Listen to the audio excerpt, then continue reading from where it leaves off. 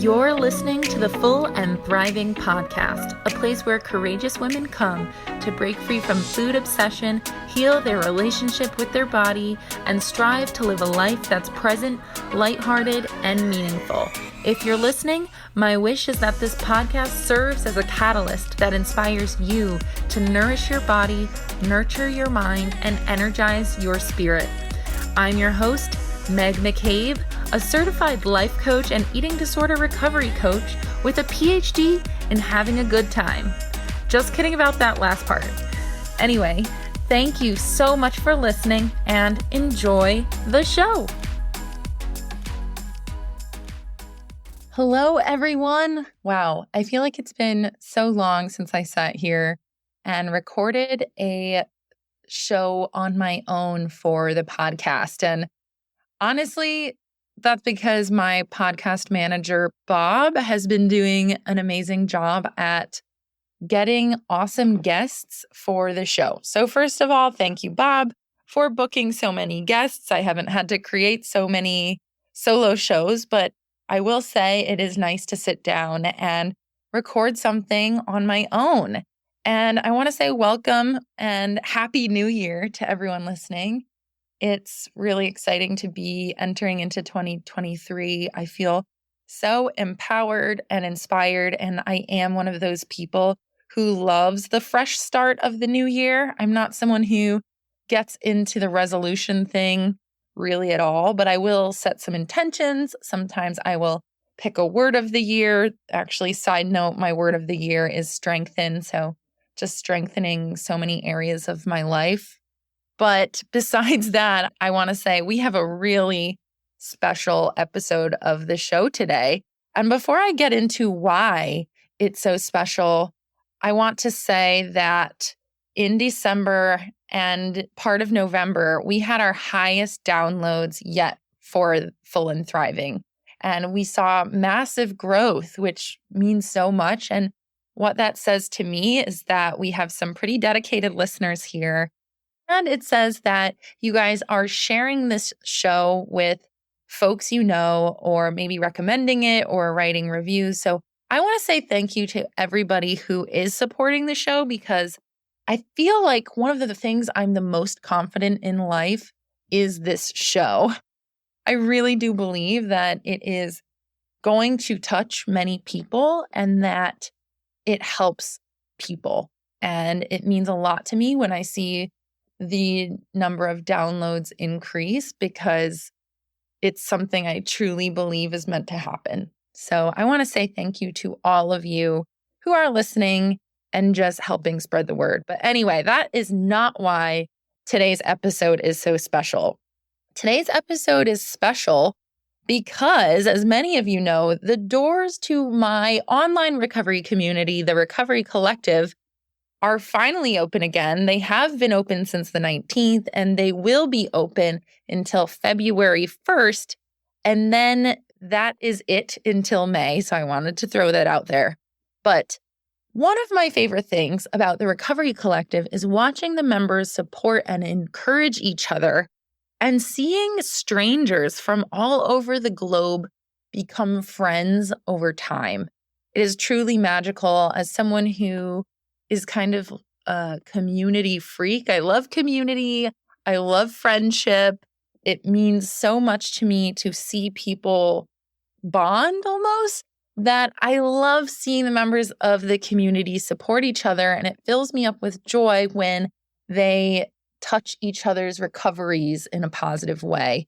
And I find that our members sometimes even give the best advice because they're going through recovery alongside each other. And sometimes I think their advice is even more profound and insightful than mine because they're in the thick of it in the moment. And I've been recovered for a while and I have a coaching perspective. Sometimes advice from someone going through it with you feels a little bit different, right? And that sometimes hits in a stronger way. So while I wish all of you listening right now would just join the Recovery Collective today, I know that some of you might be feeling a little bit shy about joining a community that's focused on healing your mental health. Maybe you don't think you're worth it. Maybe you don't think you're sick enough. I get it. I've heard so many hesitations. And first of all, I want to say you guys are worthy of community. You are worthy of healing. You are sick enough, especially if you listen to this podcast and it resonates with you, right?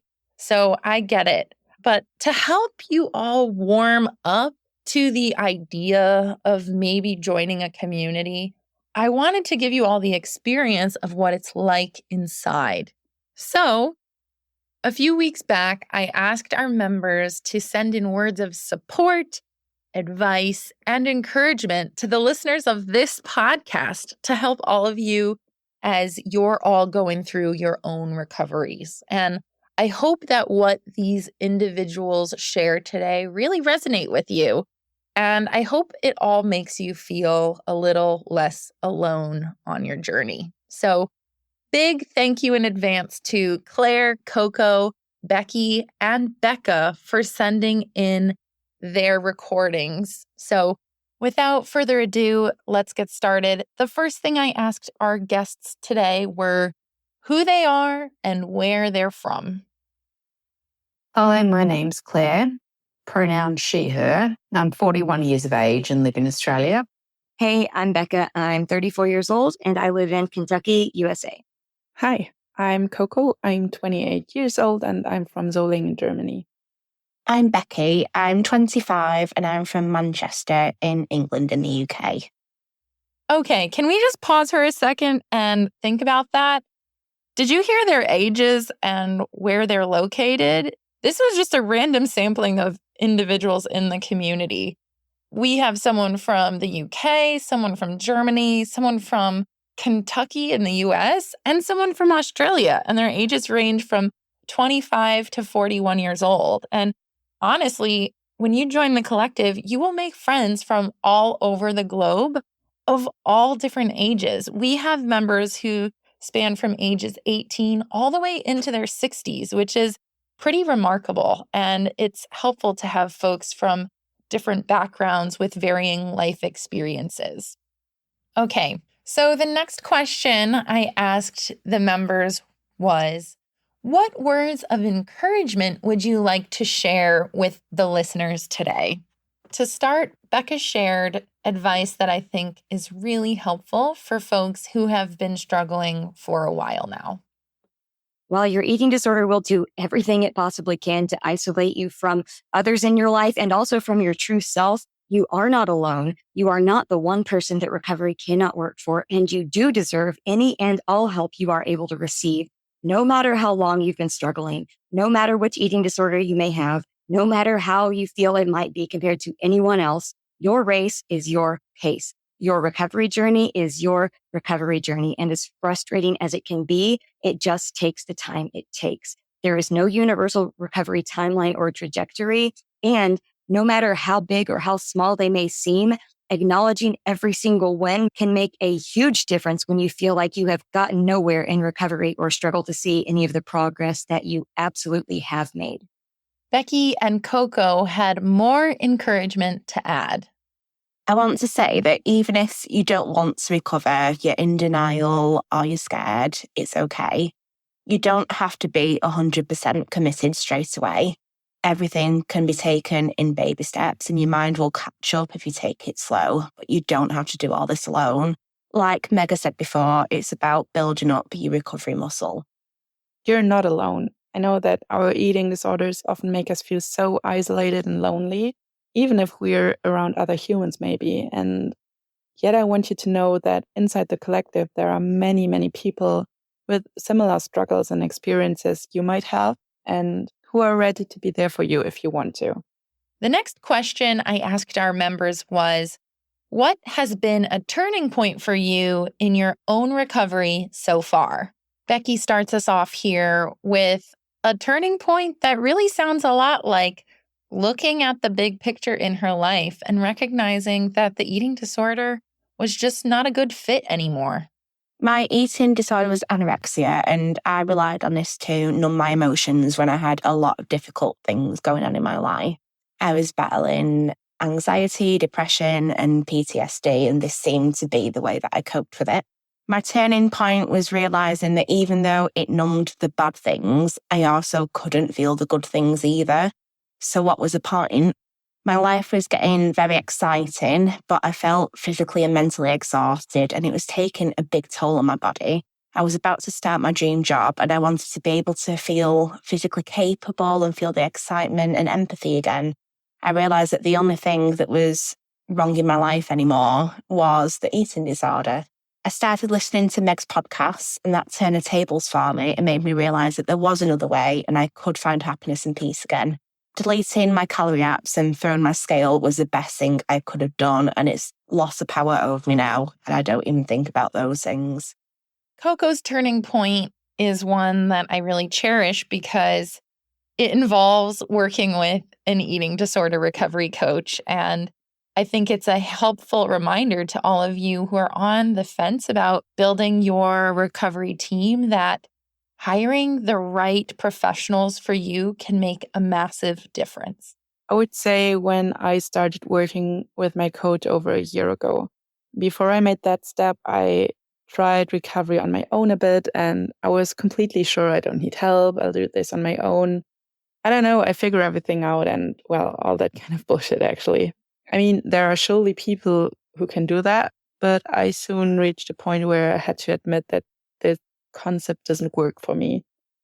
And when I started working with my coach, I had a safe place to share my eating disorder thoughts and someone who never judged me and always reacted so kind and compassionate. And yeah, I would say it was a turning point for me because it made some of the shame and guilt around my eating disorder shrink. And by that, I felt more ready to open up in real life about my eating disorder and get more help. And then finally taking action got possible. I truly love that Cocco tried to do recovery by herself and realized it wasn't working. I hope many of you who have that narrative inside can soon recognize that there is no need to do this alone. And I think Claire's turning point supports that point. A turning point in my recovery has been joining the recovery community known as the Recovery Collective. Accessing alternative treatment doesn't necessarily mean going out and finding a healer. It can mean healing yourself by trying things that include evidence-based holistic care, your treatment team, recovery coaches, and a recovery community. And that's what it's been for me in 2022. The next question I asked our lovely members was, what do you do to take care of yourself when recovery gets hard? And before I share with you their responses, I want to say that almost all of our members responded with the same thing here, which is reaching out for help. One of the sayings that the CCI trained coaches like to say, and I think it was originally said by Carolyn Costin, is that reaching out for help puts the eating disorder out of a job. And the responses you're about to hear is really evidence of that. What do you do to take care of yourself when recovery gets difficult? Mostly I'm reaching out to other people like my coach or people inside the collective to keep me extra accountable, especially when things are getting hard food-wise. When things have been really difficult, I definitely care for myself by reaching out and connecting with safe and supportive people. And most of the time, they're people that know nothing about my recovery journey. But equally, it's been having like-minded people, fellow community members in the Recovery Collective that made a difference for me this year. I'm fortunate to have some really incredible supportive friends who I confide in when things get tough. None of my friends have eating disorders, which is a blessing because it gives me the outside perspective and it helps me to see the relationship I aspire to have again with food and my body. But sometimes it can be difficult because they don't really understand how an eating disorder brain works. This is where Meg's podcast and the Recovery Collective community comes in, where you know that you're not the only one experiencing these thoughts and you can learn how others overcame those same scenarios. What do you do to take care of yourself when recovery gets difficult? First, I text my coach, and you can insert whatever support person there. If you're not working with a coach, you could contact your therapist, your dietitian, a friend, a family member, whoever is your support person that you know you can reach out to when things are difficult, whether they're going to talk to you about recovery or not. Maybe you need to talk to a friend who's going to talk to you about something completely unrelated. Maybe that's what your brain needs to get out of its stuck mindset. I also ask my husband for help in the moments when I'm just frozen in place and cannot think through or figure out what to do. I also reach out to the other members of the Recovery Collective family because it really does feel like that, a family. And there is always someone, at least one person who gets it and or is able to offer encouragement, advice, or just a listening ear. And I completely get it. You're probably like, reaching out doesn't work for me. But when was the last time you really tried? And were you reaching out to someone who you trust or someone who is trying to understand or has been through it themselves?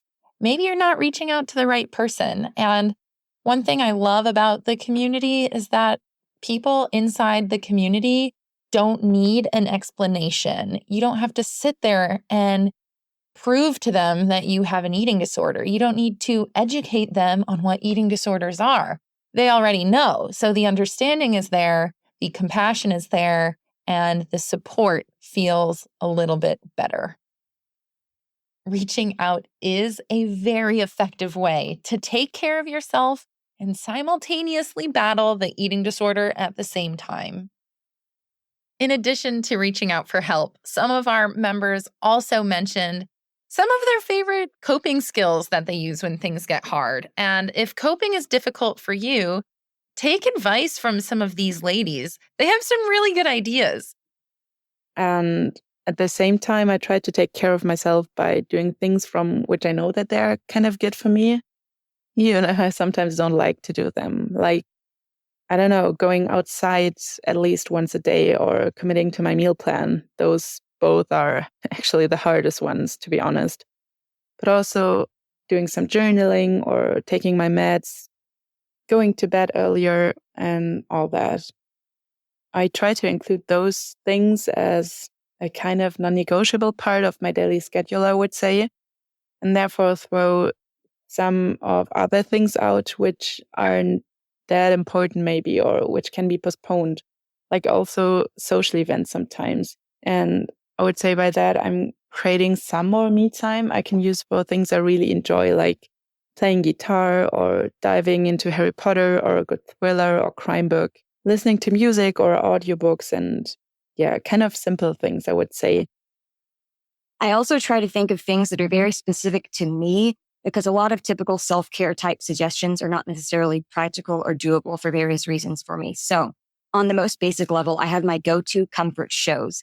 Friends is right at the top of that list, but Gilmore Girls is up there too, as is Ally McBeal. And I can probably quote most, if not all lines in most, if not all episodes of all three of those series. Sometimes even the characters that I relate to in those series, I will try to channel them and sort of pretend that I am them as I'm going throughout my day, using that as a way to feel more empowered to take the action when I'm otherwise feeling too scared as myself. I'm also an audiophile, and I could not make it through life without music, playlists, dancing, and that includes dancing in the house. That includes dancing outside in the rain or just standing outside in the rain and letting that wash over me and feeling so incredibly grounded in the present moment. I also intentionally try to schedule time for fun, whether that's playing the newest Pokemon game, going ice skating, working on jigsaw puzzles, hugging my dog, looking for four-leaf clovers, which is something I've done since childhood. So again, inner child stuff, always very helpful when things get difficult, at least for me. Okay, wow. Is anyone else feeling super inspired by some of these ideas? I'm telling you, go re-listen to those and write down a few for you to try next time your emotions feel overwhelming. I promise that when you find the right coping skills for you, it will make the emotions feel so much more tolerable and decrease your chances of using eating disorder behaviors. And just so you know, once a month inside the Recovery Collective, we do a coping skills group together. And that is something where we come together for an hour and practice a new skill. And it's really fun. This month, we're doing collaging and vision boarding for 2023. last month we had an essential oils class run by another one of our members. And also we've done things like paint by number. It's really fun, and it's something we all can do together virtually. So back to the original question, which was, what do you do to take care of yourself when your eating disorder gets difficult or hard? And Becky also mentioned another tip about staying motivated, which I wanted to share. I also remember how I used to feel in my eating disorder, which was very cold, dizzy, weak, depressed, scared, anxious, versus the life I live now, working in recovery.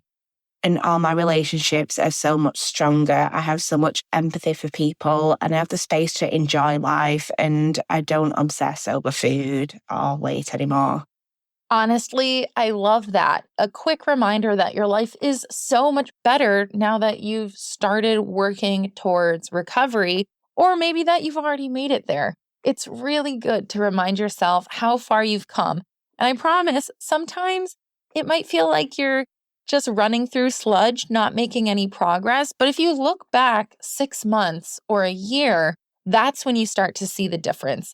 The week to week can feel a little murky at times. And that is why it's important to surround yourself with people or a team of folks who can point out to you, hey, look at how far you've come since you've started. And I want all of you to take a moment to reflect on that because it's really important to do so. All right. The next question I asked the members was, what is your favorite part about being a member of the Recovery Collective? And or what is your favorite memory of being a member inside the collective? I absolutely love the community inside the collective.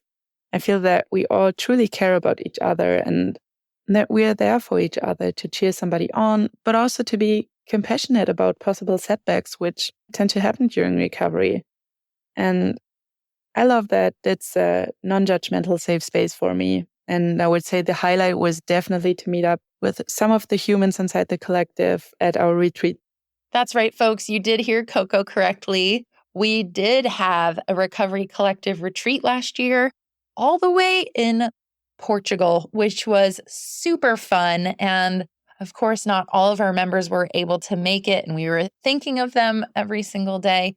But it was really incredible to meet the members who did get to join us face to face and do yoga every morning in this beautiful river valley in Portugal. We also ate together and learned together and enjoyed nature. It was just beautiful. And oh my gosh, I could talk about that all day, but we have so much more to share here.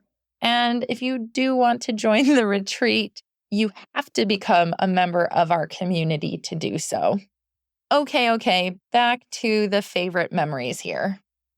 My favorite memory from 2022 and the Recovery Collective has been the people that foster animals and some of the cute photos they share, as well as members who share some pretty cool playlists, and seeing people's personalities emerge from behind their problems, their struggles, has been really inspiring.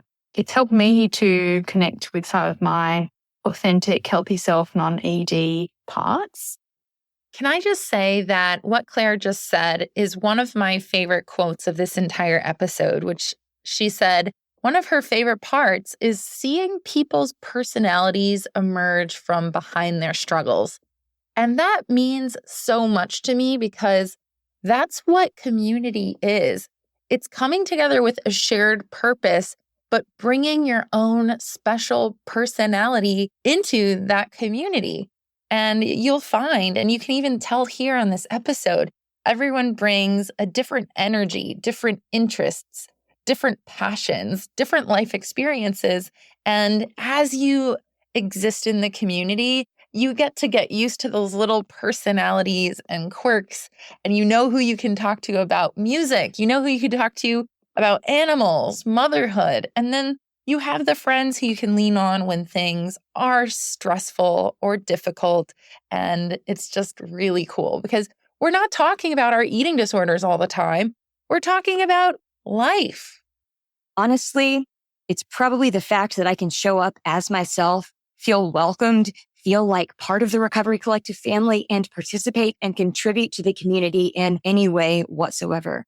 I've been involved in various iterations of recovery communities for nearly 20 years. And while many have had their good points, I have never been in a community that feels as close-knit and as comprehensively supportive and safe as the Recovery Collective is. I'm chronically ill and disabled and don't get much interaction outside my house. The Recovery Collective has given me a space where I feel like I belong, which is something else I've never really been able to find at any point in life. And it's where I've connected with so many beautiful souls who are all fighting for the same goal: freedom from disorder and chaos and a life worth living. I look forward to every single Recovery Collective event because it's been the most valuable adjunct to my existing treatment team and recovery journey by far. I love the community. Everyone is so supportive and it gives me so much hope. There are also specific rules so that you never feel triggered by anyone and your eating disorder is valid. There's no competition. And if you are struggling, then you're already sick enough and deserve to recover. You don't have to prove anything. Okay. So the next question I asked our members was, what advice do you have for people with eating disorders who want to recover? I will say Becca came in hot with this first statement. I think many of you are about to feel called out. First, you can't logic your way out of an eating disorder. I'm going to play that one again, just in case you didn't hear it. First, you can't logic your way out of an eating disorder. You can't think your way out of disorder. It's super easy to fall into the trap of only consuming recovery content and never putting it into action in your life. One thing I've learned and am still trying to put into practice more consistently myself is that motivation will wax and wane. So we cannot rely on motivation for the recovery process. Instead, we have to make a commitment ahead of time to follow through on whatever the action is, even and especially when we don't feel like it and the motivation has faded. And if you're able to make that commitment to action, you'll set yourself up for success in recovery. As soon as you decide on and commit to taking an action, if that voice starts screaming, it's a perfect sign that the decision and commitment you made is recovery oriented. Most of the time, you have to do the thing and take the action while terrified, doing your best to trust that those who have gone through this before you and have come out the other side and can say that they are fully recovered, know exactly what they're talking about, and they have no incentive to lie to you about what works in recovery. Meanwhile, your eating disorder is nothing but a lying liar who lies, and as such, it cannot be trusted or relied on to give you an accurate perspective on literally anything. I love that. Your eating disorder is nothing but a lying liar who lies. Mic drop, Becca. All right, next up is Becky, who shared some fire advice as well. My advice is to confide in someone you trust if you can and start to listen to the podcasts. These podcasts help you to search for your healthy voice, and it means you can go at your own pace if you don't feel ready to share everything you're feeling right now. Stay away from triggering content. If you're triggered by scales, calories, diet talk, tight clothing, then try and remove these things from your life and it'll make everything a whole lot easier. And just remember that you deserve to recover and you deserve to be happy. And if you weren't going to give this advice to someone else, you wouldn't tell someone else to do the eating disorder behaviors that you do, the thoughts that you do. Why are you doing it to yourself? Claire and Cocco also had similar and very valuable advice.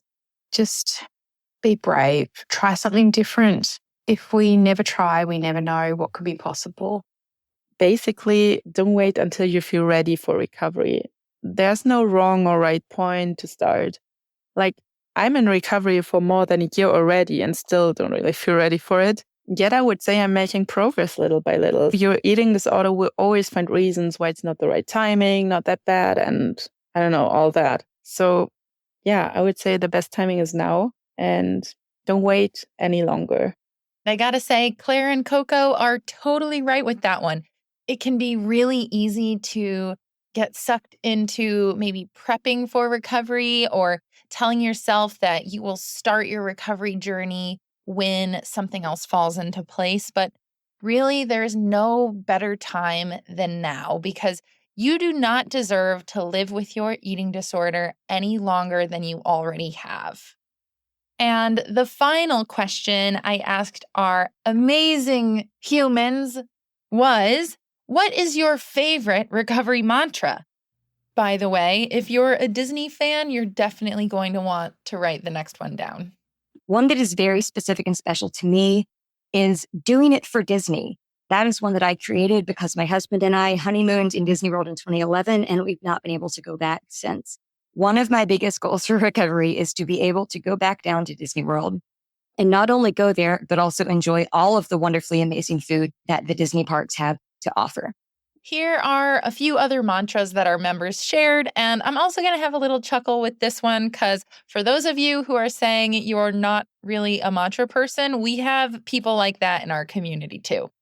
Yeah, I'm not really a mantra person, but recently I'm going a lot with disappoint others before I disappoint myself, which is just a very, very good reminder to set boundaries and take care of my own needs instead of people pleasing.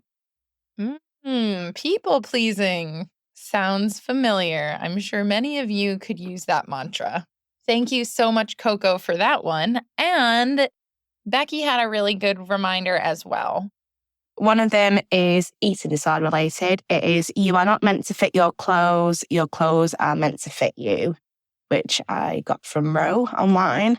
And the other one is just in general that I've used my whole life. Shoot for the moon, even if you miss, you'll land amongst the stars. Aw, that one's really cute. I feel like I had a little kitty poster that said that growing up. But yes, Claire also had a great reminder / mantra for all of you to take with you today. My mantra for 2022 and for 2023 will continue to be, I am capable and so are you. Aw, Claire, I love that. It is so simple and sweet. I am capable. And thank you for that reminder, Claire. Going to say it again. All of you are capable as well. And to finish it off, Becca shared a few more catchy mantras for you to keep in your back pocket on a difficult recovery day. Nothing lasts forever, not even this. Nothing changes if nothing changes. Your race, your pace, your recovery, your recovery. Yes, I truly love that reminder. And while we are all a community here, it is so important to remember that your recovery is also a very individual process. So your race, your pace, your recovery is your recovery. Okay, that's all, folks. That's everything I got for you. I want to say thank you so much to Claire, Cocco, Becky, and Becca. The four of you have been so brave, and it's really vulnerable to show up in this way and share your words of wisdom to thousands of listeners on the internet. So thank you guys for that. You're amazing and brave. If any of you listening really connected with the members who shared today, I will be sharing the Instagram handles of these members in the show notes so you can connect with them if you want. And of course, I am sharing all of this information with their permission.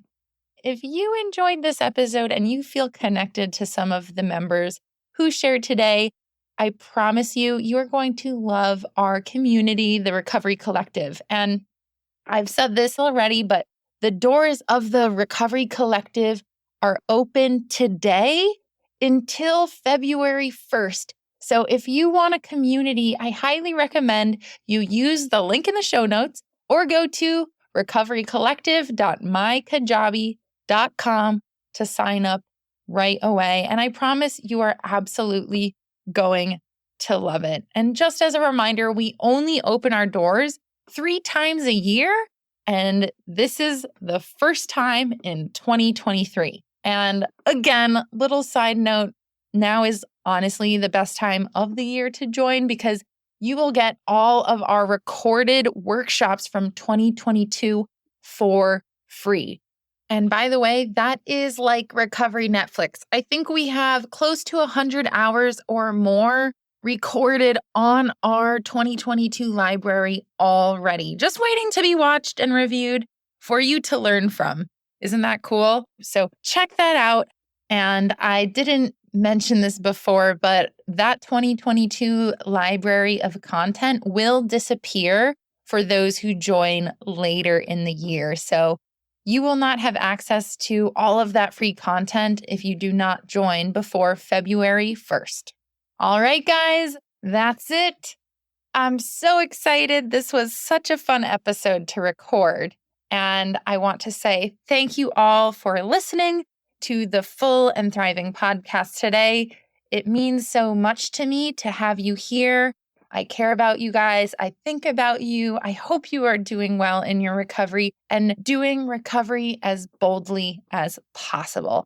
So here's to a positive and meaningful 2023. Let's make it a courageous one. I hope you have a beautiful day.